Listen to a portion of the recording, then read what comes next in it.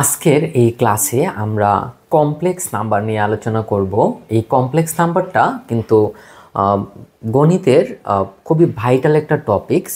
যদিও আমরা complex number আমাদের লাইফে খুব একটা অ্যাপ্লাই করি না, বাট এই মডার্ন যুগে কমপ্লেক্স নাম্বার ছাড়া আপনি কিছু চিন্তাই করতে পারবেন না।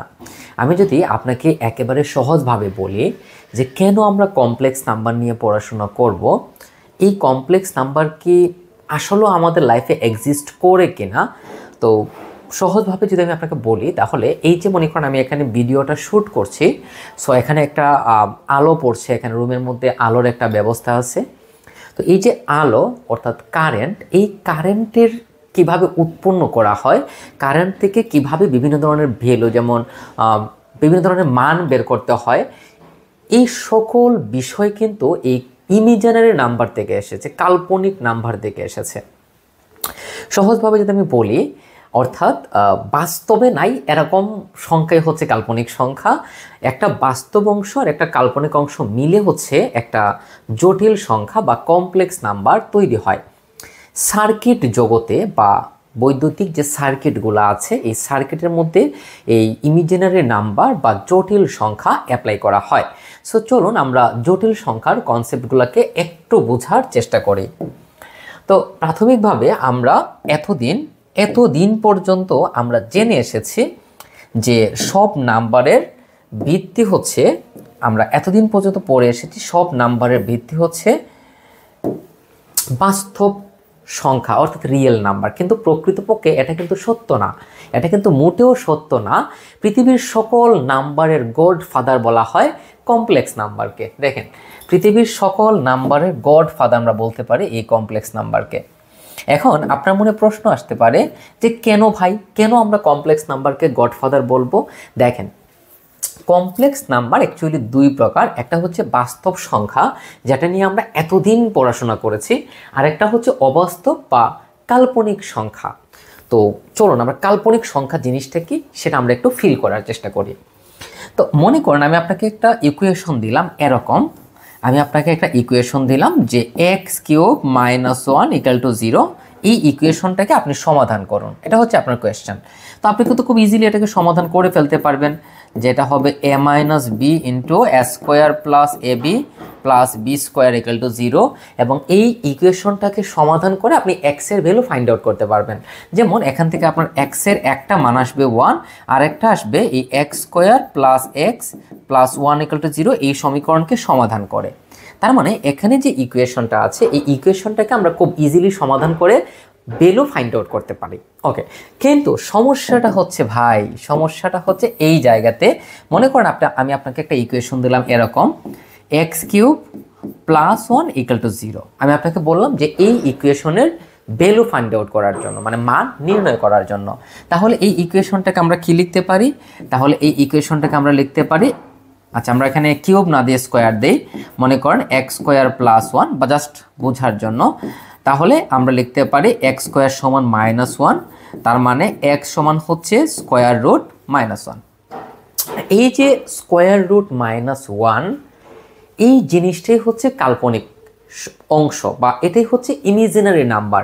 কারণ বাস্তবে কিন্তু এই নাম্বারটা কখনোই এক্সিস্ট করবে না, এটা এক্সিস্ট করবে না। আপনি যদি ক্যালকুলেটর বলেন বা কম্পিউটার বলেন, এই মানটাকে ইনপুট দেন, তাহলে এটা দেখবেন ম্যাথ এরর লেখা আসবে, মানে এটার মান অ্যাকচুয়ালি এক্সিস্ট করে না, বাস্তবে এক্সিস্ট করে না। বাট কল্পনায় আমরা এটাকে চিন্তা করতে পারি যে কল্পনায় এরকম একটা সংখ্যা হবে, যেটা হচ্ছে আমাদের কাল্পনিক সংখ্যা। ওকে, তো এই যে দেখেন, এই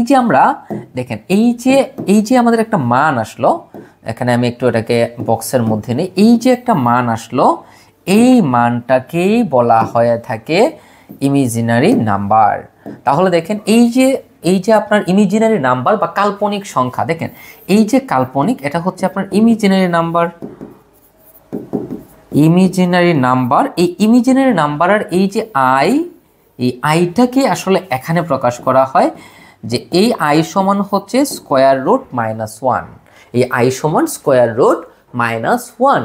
তাহলে এটাকে যদি আমরা স্কোয়ার করে দেই, মানে এই যে আই সমান স্কোয়ার রুট মাইনাস 1, এইটাই কিন্তু আমাদের অ্যাকচুয়ালি ইমিজিনারি নাম্বারের ফর্মুলা। এটাকে যদি আপনি স্কোয়ার করে দেন তাহলে দেখেন এটা হয়ে যাবে আই স্কোয়ার সমান -1। আর এই সূত্রটা আমরা অনেকবার পড়েছি যে আই স্কোয়ার সমান -1 বলে একটা সংখ্যা আছে, বা আই স্কোয়ার সমান হচ্ছে -1। এটা হচ্ছে একটা ফর্মুলা, যেটা জটিল সংখ্যার একটা ফর্মুলা। আর এখানে আইটা হচ্ছে ইমিজিনারি নাম্বার। ঠিক আছে, এতটুকু পর্যন্ত আশা করি আমরা বুঝতে পেরেছি। আর বাস্তব সংখ্যা নিয়ে আসলে এখানে কিছু বলার নাই, কারণ বাস্তব সংখ্যা জিনিসটা কি সেটা আশা করি আমরা সবাই কম বেশি জানি। ওকে, তো চলুন আমরা আমাদের পরবর্তী কাজে যাই। তো আমরা এখন সামনের দিকে আগাবো। তো জটিল সংখ্যা কি দেখেন, জটিল সংখ্যা জিনিসটা কি আমরা এটাকে একটু বোঝার চেষ্টা করব। সো এখানে প্রথমত হচ্ছে দেখেন, আমরা যদি একটা সংখ্যা লিখি, মনে করেন এক্স প্লাস আই ওয়াই, এখানে এক্স প্লাস আই ওয়াই এই আকারের যে সংখ্যাগুলো আছে এই সংখ্যাগুলোকেই কমপ্লেক্স নাম্বার বলা হয়ে থাকে বা জটিল সংখ্যা বলা হয়ে থাকে। আর এটাকে জটিল সংখ্যাকে জেড দ্বারা প্রকাশ করা হয়। আর এখানে আপনাকে অবশ্যই মনে রাখতে হবে, এখানে যে আপনি এক্স ব্যবহার করেছেন এবং ওয়াই ব্যবহার করেছেন, এই দুইটা অবশ্যই বাস্তব সংখ্যা। দেখেন এখানে যে আই আমরা ব্যবহার করেছি, দেখেন এখানে যে আমরা আই ব্যবহার করেছি, এই আইটা হচ্ছে ইমিজিনারি নাম্বার, এই আইটা হচ্ছে ইমিজিনারি নাম্বার, এই আইটা কি ইমিজিনারি নাম্বার, কিন্তু এক্স এবং ওয়াইটা হচ্ছে এখানে রিয়েল নাম্বার।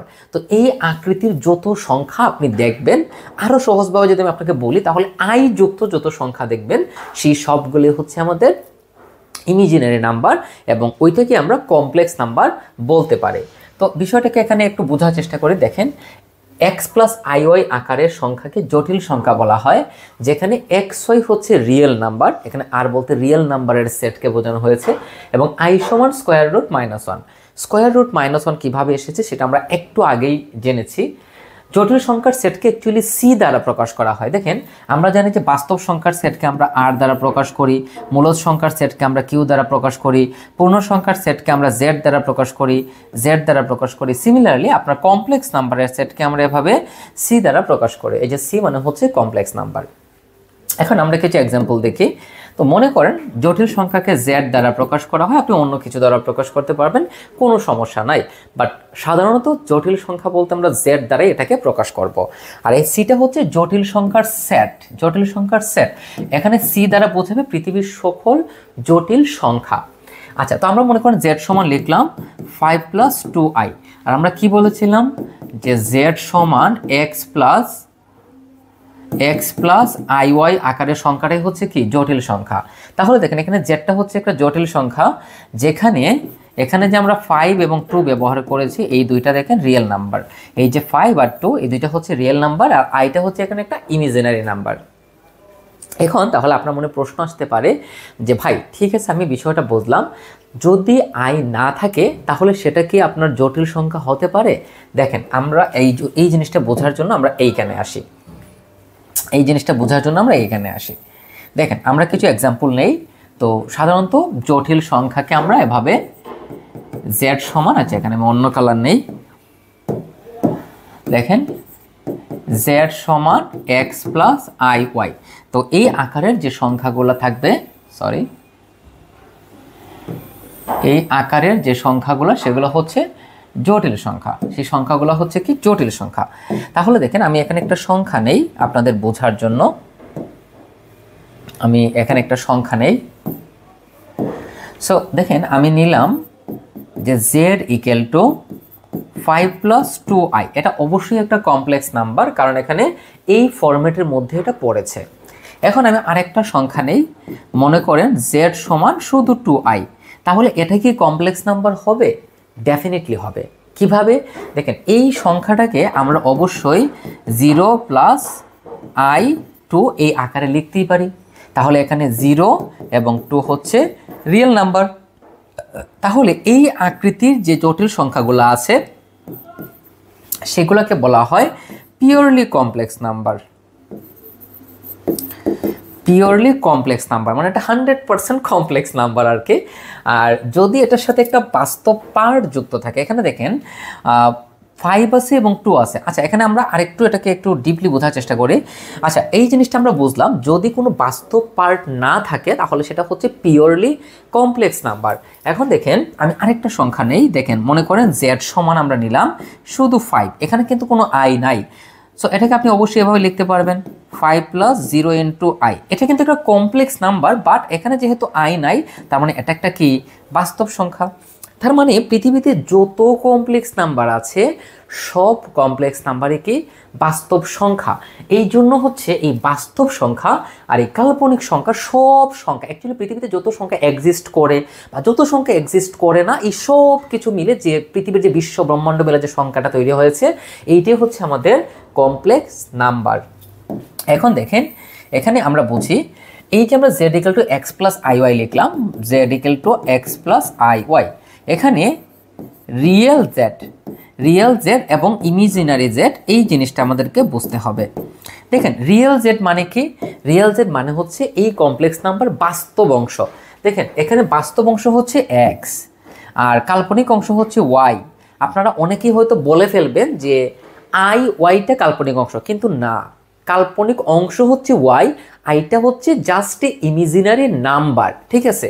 মানে এখানে আইটা হচ্ছে, এখানে যে আমরা আই ব্যবহার করেছি, এই যে আই, এটা হচ্ছে আমাদের কাল্পনিক সংখ্যা, এটা হচ্ছে একটা কাল্পনিক সংখ্যা, ঠিক আছে? আর এই অংশটা হচ্ছে আমাদের বাস্তব পার্ট, আর এই ওয়াইটা হচ্ছে আমাদের ইমাজিনারি পার্ট। আশা করি বিষয়টা আমরা ক্লিয়ারলি বুঝতে পেরেছি। এখন আসেন আমরা সামনের দিকে যাই। তো জটিল সংখ্যা জিনিসটা কি আমরা আশা করি সেটা বুঝতে পেরেছি। এখন আসেন কনজুগেট কমপ্লেক্স নাম্বার বা অনুবন্ধী জটিল সংখ্যাটা আসলে কি। দেখেন ভাই, একটা জটিল সংখ্যা কনজুগেট কখন হতে পারে? ফর এক্সাম্পল আমরা একটা জটিল সংখ্যা নিলাম, মনে করেন z = 9 + 2i, তাহলে এটার কনজুগেট জটিল সংখ্যাকে এই z বার দ্বারা প্রকাশ করবে, z বার। তো কনজুগেট জটিল সংখ্যা অ্যাকচুয়ালি কি করে? কনজুগেট জটিল সংখ্যাটা অ্যাকচুয়ালি বাস্তব অংশ আর কাল্পনিক অংশের মধ্যে যে চিহ্নটা আছে, চিহ্নটাকে জাস্ট পরিবর্তন করে দেয়। এইটাই হচ্ছে কনজুগেট কমপ্লেক্স নাম্বারের কাজ। তাহলে এটা হচ্ছে আমাদের বাস্তব অংশ, এটা হচ্ছে আমাদের কাল্পনিক অংশ, আর এই আইটা হচ্ছে কাল্পনিক সংখ্যা। তাহলে এখানে যে চিহ্নটা আছে প্লাস, এটা জাস্ট চেঞ্জ হয়ে যাবে, প্লাসটা হয়ে যাবে মাইনাস, মাইনাস থাকলে হয়ে যাবে প্লাস। তাহলে যদি z = এত হয় তাহলে z বার সমান এত, তাহলে এটা হচ্ছে আমাদের কনজুগেট জটিল সংখ্যা। অর্থাৎ কোনো একটা কমপ্লেক্স নাম্বারের কাল্পনিক অংশের সামনের চিহ্ন পরিবর্তন করলে, আই রিপিট, কাল্পনিক অংশের সামনের চিহ্ন পরিবর্তন হবে। তাহলে দেখেন এখানে যে 9 ছিল, 9-এর সামনে যাই থাকুক এটা কিন্তু পরিবর্তন হবে না, এটা হচ্ছে আমাদের কাল্পনিক অংশ। সো তার সামনে যে চিহ্নটা থাকবে সেইটাই শুধু পরিবর্তন হবে।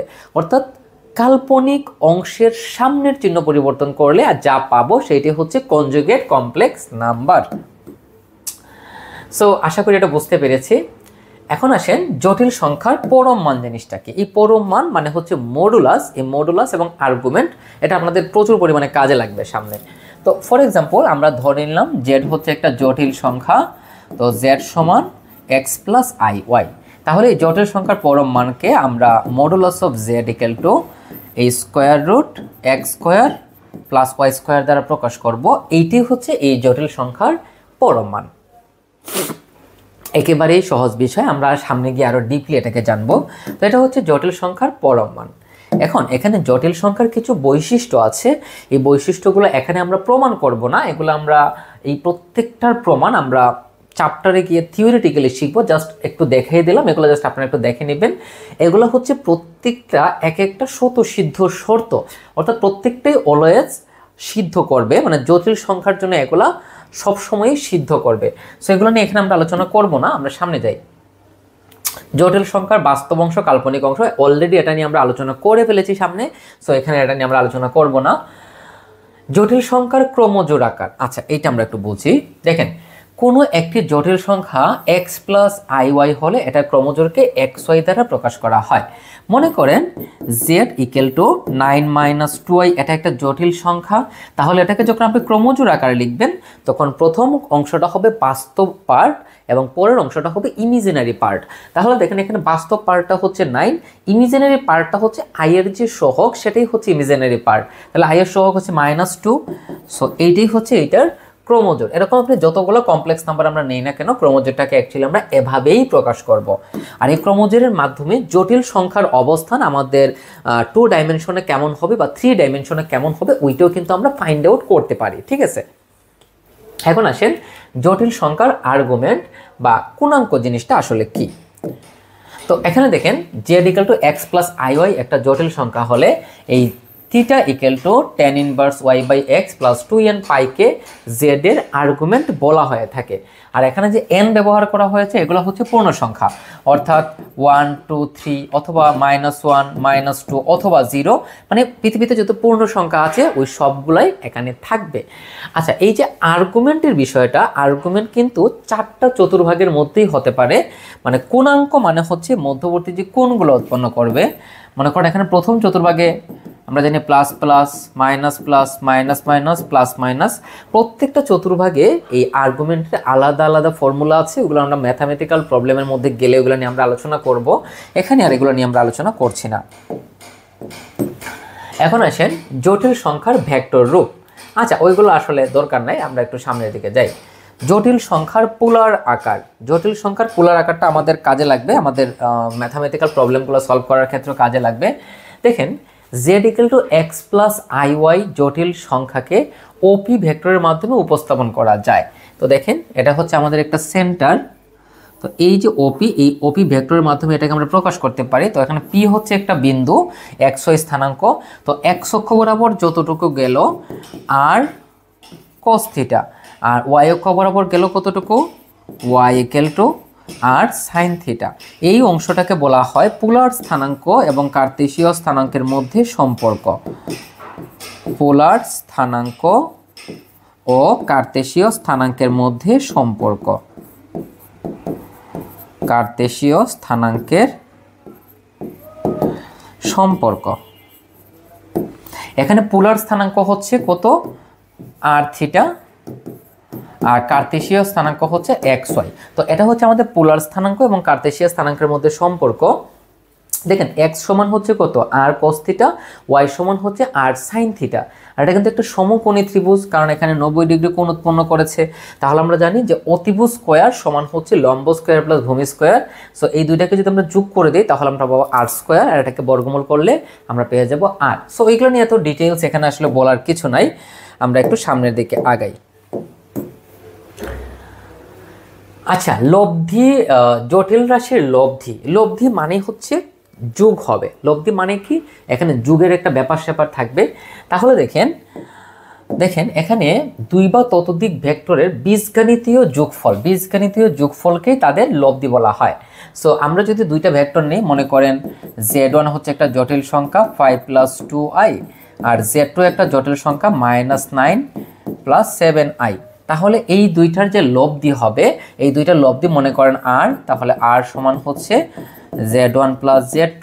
তাহলে এই দুইটাকে যোগ করলে -4, আর এই দুইটাকে যোগ করলে 9i। এটাই হচ্ছে জটিল সংখ্যার লব্ধি। দেখেন এইটা হচ্ছে আমাদের একটা জটিল সংখ্যা যেটা পি বিন্দুতে আছে, আর এটা হচ্ছে একটা জটিল সংখ্যা যেটা কিউ বিন্দুতে আছে।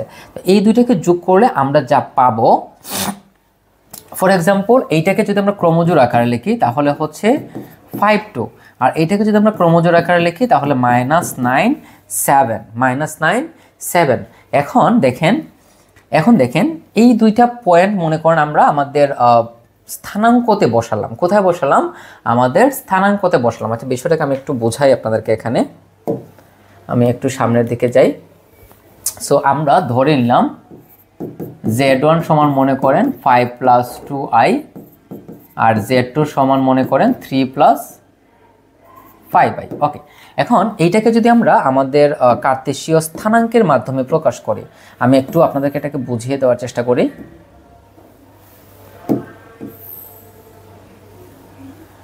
ওকে, সো এটা হচ্ছে আমাদের কার্তেশীয় স্থানাঙ্ক। সো এটাকে যদি আমরা ক্রমজোড় আকারে প্রকাশ করি তাহলে এটা হবে 5 2, আর এটাকে ক্রমজোড় আকারে প্রকাশ করলে 3 5। তা এখানে যদি আমরা এটাকে যদি গ্রাফ চিন্তা করি, মনে করেন 1 2 3 4 5 6 7 8, এদিকেও যাই 1 2 3 4 5 6 7 8, এটা হচ্ছে আমাদের সেন্টার। 1 2 3 4 5 6 7 8, এইদিকেও গেলাম 1 2 3 4 5 6 7 8। এখন আসেন প্রথমটা হচ্ছে 5 2, তার মানে x অক্ষ বরাবর 5। এই যে x অক্ষ, এখানে মনে রাখতে হবে x অক্ষ বরাবর যা হবে সেটা হচ্ছে বাস্তব অংশ, x অক্ষ বরাবর যা থাকবে সেটা হচ্ছে বাস্তব অংশ, x অক্ষ বরাবর থাকবে বাস্তব অংশ আর y অক্ষ বরাবর থাকবে কাল্পনিক অংশ।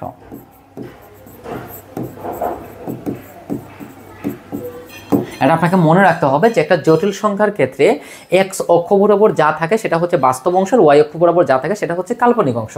তাহলে দেখেন এই যে 2 এটা কিন্তু কাল্পনিক অংশ, মনে রাখতে হবে এই যে 5 এটা কিন্তু কাল্পনিক অংশ। তাহলে প্রথমে হচ্ছে 5 2, 5টা হচ্ছে বাস্তব অংশ, তো এই যে বাস্তব অংশ আর কাল্পনিক অংশ হচ্ছে 2। সো এই বরাবর আমরা আসলাম, মনে করেন এটা হচ্ছে 2, এটা হচ্ছে 2। সো এইটার নাম হচ্ছে Z1। ওকে, তারপর এই দুটাকে আমরা যোগ করে দিব, সেন্টারের সাথে যোগ করে দিলাম। এখন আসেন পরেরটা কত 5 2, তার মানে x অক্ষ বরাবর 5 আর y অক্ষ বরাবর কত, সরি x অক্ষ বরাবর 3 আর y অক্ষ বরাবর হচ্ছে 5। সো x অক্ষ বরাবর 3 আর y অক্ষ বরাবর হচ্ছে 5। সো মনে করেন এটা এই জায়গাতে আছে, আমরা ধরে নিলাম এটা এই জায়গাতে আছে। সো এটাকে আমরা যোগ করে দিলাম, আর এটার নাম আমরা জানি যেটা হচ্ছে Z2, এই যে Z2। এখন এই দুইটাকে যদি আমরা যোগ করি, মানে এটা আমরা লব্ধি নির্ণয় করব, লব্ধি মানে হচ্ছে যোগ। তো লব্ধি মনে করেন R, সো R সমান হয়ে যাবে Z1 প্লাস Z2। সো এটা হয়ে যাবে 8 প্লাস 7i, আর ক্রমজোড় আকারে যদি লিখি তাহলে 8 7। তার মানে আমরা এখন এই 8 7কে এখান থেকে বের করব। তাহলে দেখেন 8 আর এইদিকে হচ্ছে 7, তাহলে এটা মনে করেন এই পয়েন্টে আসলো। এখন আপনি এইটাকে যোগ করে দিবেন, এইটার সাথে এইটা, আবার এইটা থেকে এইটা, আর এইটা হচ্ছে আমাদের আর, এটা হচ্ছে আমাদের আর। এখন এটাকে যদি আমরা এখান থেকে যোগ করি, দেখেন এই যে আমরা করে দিলাম, তাহলে এই যে অংশটা আমরা দেখতে পাচ্ছি, এই যে অংশটা আমরা দেখতে পাচ্ছি এটা হচ্ছে Z1 প্লাস Z2 এর দূরত্ব। তাহলে এই যে টোটাল অংশটা আমরা দেখতে পাচ্ছি এইটাই হচ্ছে দুইটা জটিল সংখ্যার লব্ধি। আর এই যে আমরা চিত্র অঙ্কন করেছি না, এই যে তল, যে তলটা, এই তলের নাম হচ্ছে আর্গন্ট তল, এটার নাম হচ্ছে আর্গন্ট তল, আর্গন্ট তল। ঠিক আছে, যে তল দেখেন আমরা যখন বাস্তব সংখ্যাকে যখন কোনো দ্বিমাত্রিক স্থানাঙ্কেতে বসাই তখন সেটাকে আমরা কার্তেশীয় তল বলি, কার্তেশীয় তল বলি বা XY স্থানাঙ্ক বলি। আর জটিল সংখ্যার ক্ষেত্রে এটার নাম হচ্ছে আর্গন্ট তল। তো আশা করি এতটুকু পর্যন্ত আমরা বুঝেছি। তো এইটা আশা করি আমরা ক্লিয়ার।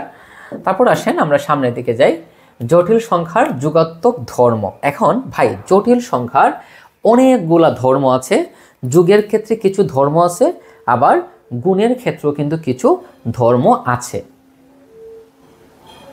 তো ধর্মগুলো কি সেটা আমরা একটু বুঝব। তো প্রথমটা হচ্ছে যুগের ধর্ম।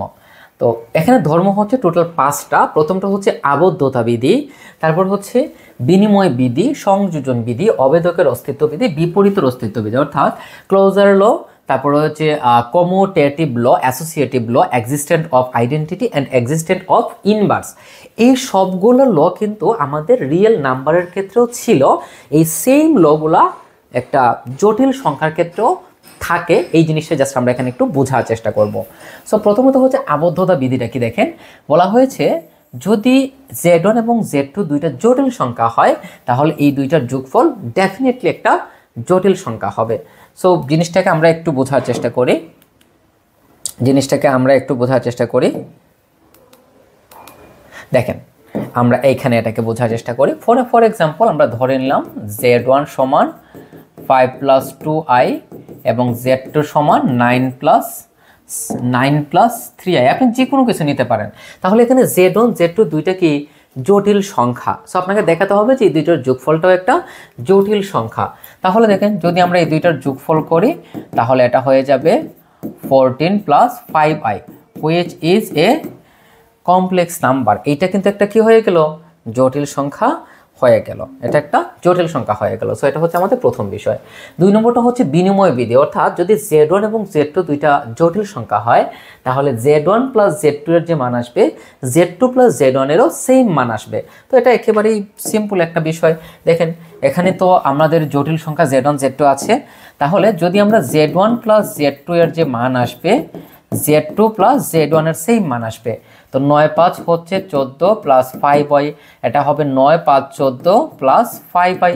তাহলে অবশ্যই এই দুইটা কি হবে, সমান হবে। সো এটা হচ্ছে ছিল আমাদের বিনিময় বিধি। 3 নম্বরটাতে বলা হয়েছে অ্যাসোসিয়েটিভ ল। এখানে যদি তিনটে জটিল সংখ্যা হয় z1 z2 z3, তাহলে এইটা সমান যা হবে এইটা সমানও তাই হবে। তো বিষয়টাকে আমি একটু বুঝাই, দেখেন। সো এখানে z1 z2 সাথে আরেকটা নিতে হবে। সো আমরা মনে করেন এখানে আমরা একটা z3 নিলাম, z3 সমান ধরে নিলাম আমরা 8 প্লাস 2i। তাহলে এখান থেকে আমাদের প্রুফ করতে হবে z1 plus z2 plus z3 এর যে মান আসবে z1 plus z2 plus z3 এর সেম মান আসবে। তাহলে z1 তো z1 কত 5 প্লাস 2i। যদি আমরা z2 এবং z3 কে যোগ করি তাহলে দেখেন 9 আর 8 কত হয়ে যাবে, 8 দুগুণা 16 আর 1 হচ্ছে 17 আর 3 2 5।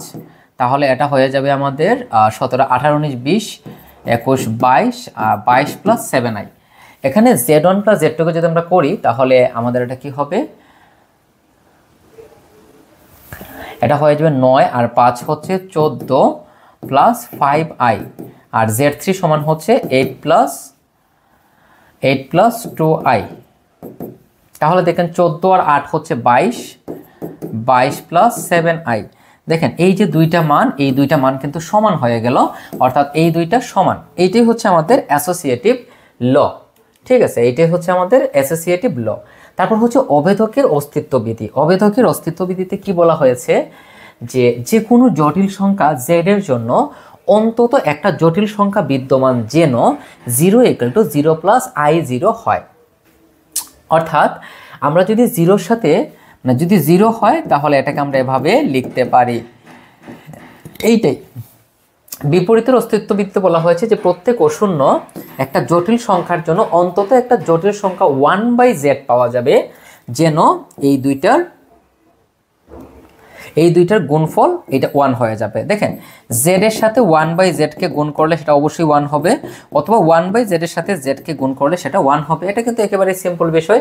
আচ্ছা, এগুলো হচ্ছে গুণাত্মক ধর্ম। আমরা একটু সামনে যাই, আমরা ছিলাম যুগাত্মক ধর্মতে, আমরা ছিলাম এই জায়গাতে। দেখেন তো যুগাত্মক ধর্মের মধ্যে বলা হয়েছে যে কোনো z বিলংস টু c এর জন্য একটা -z বিলংস টু c বিদ্যমান থাকবে, তাহলে এই শর্তটা সিদ্ধ করবে। দেখেন z এর সাথে যদি আমরা -z কে যোগ করি তাহলে এটা 0 হবে। ইনভার্সলি -z এর সাথে যদি আমরা z কে যোগ করি তাহলে ওটা কি হয়ে যাবে, 0 হবে। এই 0টাও একটা কি জটিল সংখ্যা হবে, কারণ এই 0 কে আমরা এভাবে লিখতে পারি, 0 প্লাস i ইন্টু 0। দেখেন এটা কিন্তু একটা কমপ্লেক্স নাম্বার হয়ে গেল। পৃথিবীতে যত রিয়েল নাম্বার আছে প্রত্যেকটাই কিন্তু এক একটা কমপ্লেক্স নাম্বার। সো এখানে কনফিউজড হওয়ার কোনো সুযোগ নাই। তো এই ছিল আমাদের জটিল সংখ্যার যুগাত্মক ধর্ম। তারপর আমরা যাই পেছনে। আচ্ছা, তারপর হচ্ছে এখানে আমরা দেখব জটিল সংখ্যার গুণাত্মক ধর্ম। এখানে ভুল আছে, এটা ভুল আছে, এটাকে আমি একটু কারেকশন করে দিই। জটিল সংখ্যার গুণাত্মক ধর্ম, এটাকে আমরা একটু কারেকশন করে দেব। এটা হচ্ছে গুণাত্মক ধর্ম, ঠিক আছে, এটা হচ্ছে গুণাত্মক ধর্ম, এটা হচ্ছে মাল্টিপ্লিকেশন। আচ্ছা, এটাকে আমরা মুছে দেই, এই অংশটা আমরা মুছে দেই, এইটা থাক, জাস্ট এডিশনটাকে মুছে দেই। এটা হচ্ছে জটিল সংখ্যার গুণাত্মক ধর্ম। কি এটা? জটিল সংখ্যার গুণাত্মক ধর্ম। তাহলে এটা যেহেতু আমাদের জটিল সংখ্যার গুণাত্মক ধর্ম, সো এখানে আমরা লিখে নেই, এটাকে লিখে নেই গুণাত্মক ধর্ম। এটা হচ্ছে জটিল সংখ্যার গুণাত্মক ধর্ম। সো গুণাত্মক ধর্মটা কি? যদি z1 এবং z2 দুইটা জটিল সংখ্যা হয়, তাহলে এই দুইটার গুণফলটাও একটা কি হবে? জটিল সংখ্যা হবে।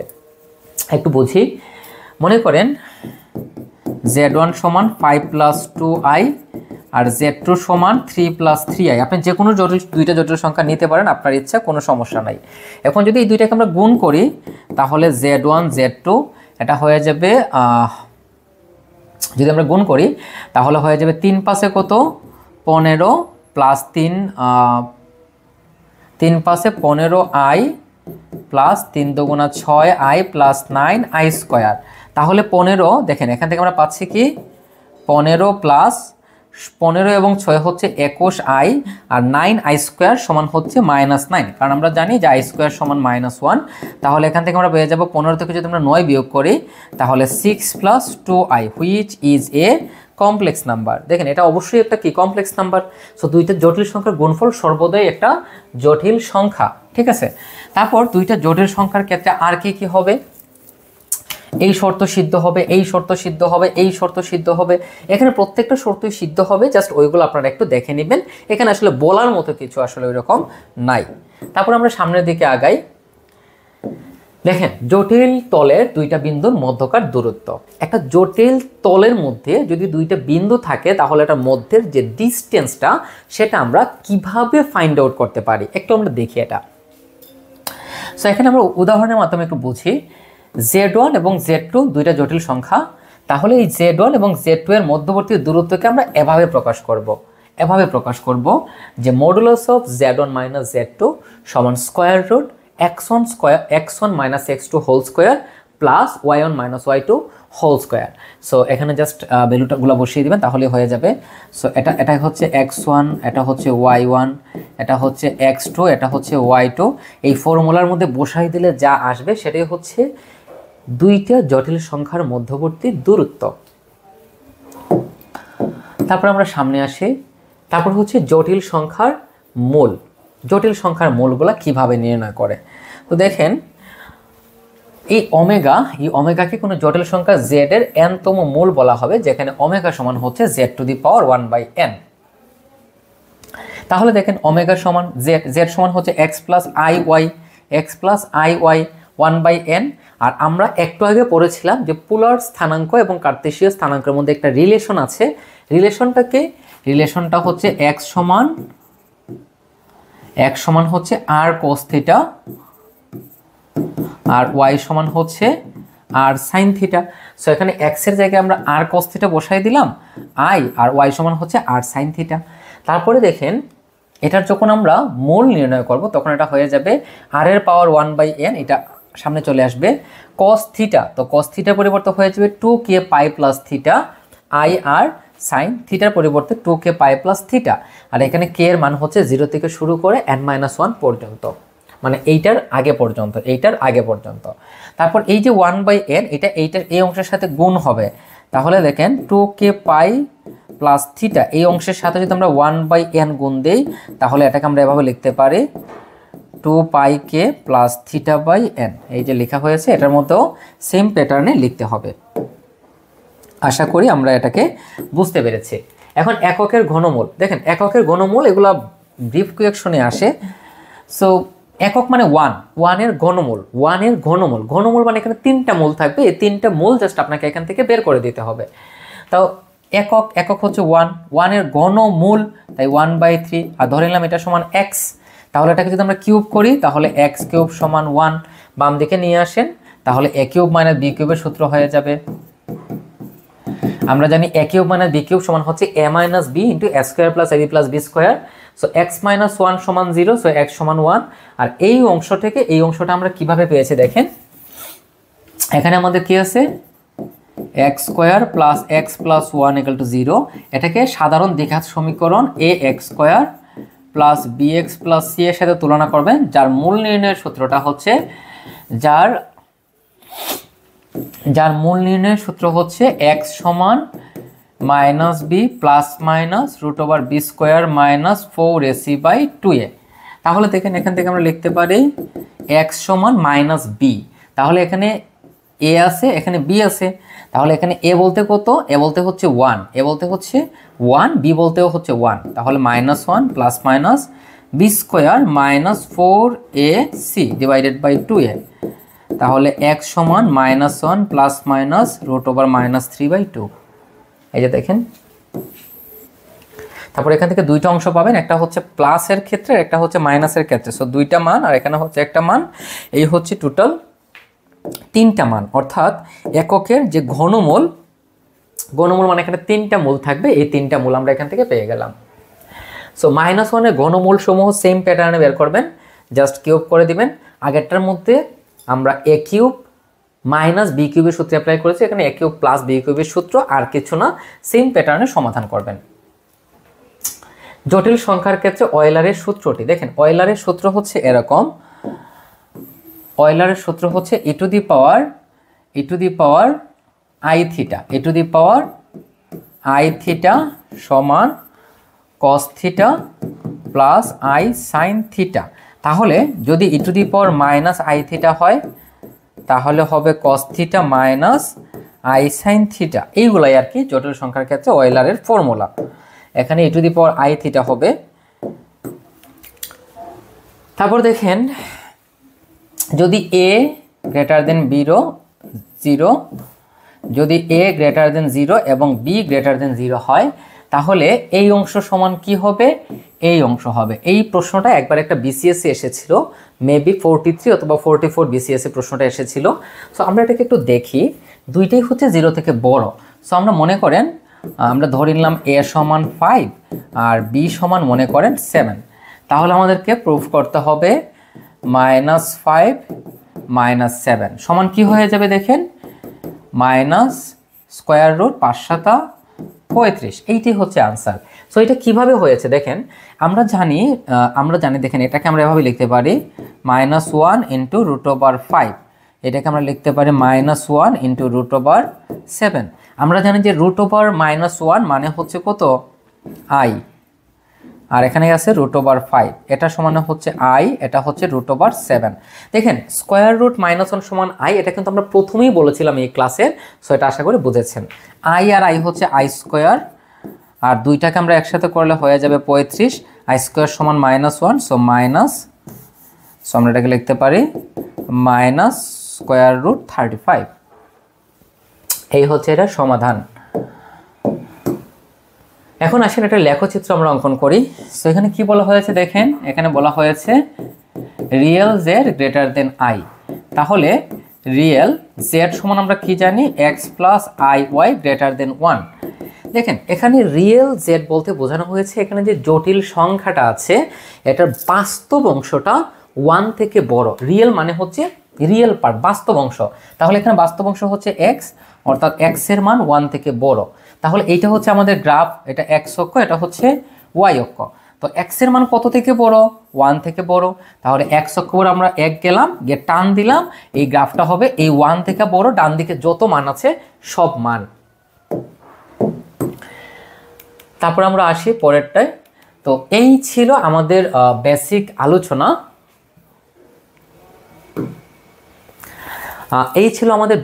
আলোচনা, কমপ্লেক্স নাম্বারের ক্ষেত্রে। আরও কিছু সূত্র আছে, আমরা সূত্রগুলো একটু দেখে নেই। আমরা এখানে কিছু সূত্র আমরা লিখে রেখেছি, সূত্রগুলো আমরা একটু প্রুফ করার চেষ্টা করি, আমরা একটু দেখার চেষ্টা করি। দেখেন এই সূত্রগুলো আপনি যখন জটিল সংখ্যার প্রবলেমগুলো সলভ করতে যাবেন তখন এই সূত্রগুলো আপনি প্রচুর পরিমাণে পাবেন। সো আমরা একটু এগুলোকে বোঝার চেষ্টা করি। দেখেন এখানে প্রত্যেকটার ক্ষেত্রে জেড হচ্ছে জটিল সংখ্যা এবং এখানে জেড সমান এক্স প্লাস আই ওয়াই। এখানে জেড মানে হচ্ছে কত, এক্স প্লাস আই ওয়াই। এখানে যে আমি জেড লিখেছি এই জেড সমান হচ্ছে এক্স প্লাস আই ওয়াই, এটা আপনি মনে রাখবেন। তাহলে জেড স্কোয়ার সমান হচ্ছে জেড এবং জেড বারের যে মান আসবে সেইটাই, ঠিক আছে। মানে Z modulus of Z square মানে হচ্ছে জেড বার। সো আমরা একটু বোঝার চেষ্টা করি। মনে করেন জেড সমান 2 + 3i, ঠিক আছে। তাহলে জেড বার সমান কি হবে, 2 - 3i, কারণ আমরা বলেছিলাম যে একটা জটিল সংখ্যার কাল্পনিক অংশের সামনের চিহ্ন পরিবর্তন করে আমরা যা পাই সেটাকে বলা হয় অনুবন্ধী জটিল সংখ্যা। সো এই দুইটাকে যদি আমরা গুণ করি তাহলে দেখেন এটা হয়ে যাবে 4 - 9i স্কোয়ার, অর্থাৎ 4 + 9 অর্থাৎ 13। কিভাবে, এই যে a square minus b square, so i square সমান হচ্ছে -1, সো এই দুটো গুণফল হয়ে গেলে কত, 13। এখন আপনাকে দেখতে হবে যে মডুলাস অফ জেড স্কোয়ার সমান এই 13 হয় কিনা। সো চলুন আমরা এটাকে একটু দেখার চেষ্টা করি। সো এখানে নিয়ে নিলাম। তো আমাদের জেড সমান কত, জেড সমান হচ্ছে 2 + 3i। তাহলে জেড সমান 2 + 3i। তাহলে মডুলাস অফ জেড সমান কত হবে, 4 + 9। কিভাবে দেখেন, মডুলাস অফ জেড মানে হচ্ছে বাস্তব অংশ স্কোয়ার প্লাস কাল্পনিক অংশ স্কোয়ার। আই এর উপরে কিন্তু স্কোয়ার নাই, শুধু কাল্পনিক অংশের উপরে স্কোয়ার, অর্থাৎ 3 এর উপরে স্কোয়ার। তাহলে এটা হয়ে যাবে স্কোয়ার রুট 13। তো আমাদের তো এখানে মডুলাস অফ জেড স্কোয়ার ছিল, সো এটাকে যদি আমরা স্কোয়ার করে দেই তাহলে এটা হয়ে যাবে 13 স্কোয়ার, দ্যাট মিনস 13। তাহলে দেখেন এই অংশ আর এই অংশ কি হয়ে গেল, সমান হয়ে গেল। সো আমরা বলতে পারি এটা সিদ্ধ হয়ে গেছে। সহজ বিষয়। ওকে, তো এই থিওরামটা আশা করি ক্লিয়ার। সো এটা আমরা মুছে দেই। ওকে, সো আমরা এখন আরেকটা প্রুফ করব, পরেরটা। তো পরেরটাতে কি বলা হয়েছে দেখেন, এখানে দুইটা জটিল সংখ্যার কথা বলা হয়েছে। সো আমরা ধরে নিলাম z1 সমান কি ধরবো 5 + 2i আর z2 সমান 9 + 3i। আপনি যে কোনো দুইটা জটিল সংখ্যা নিয়ে দেখতে পারেন।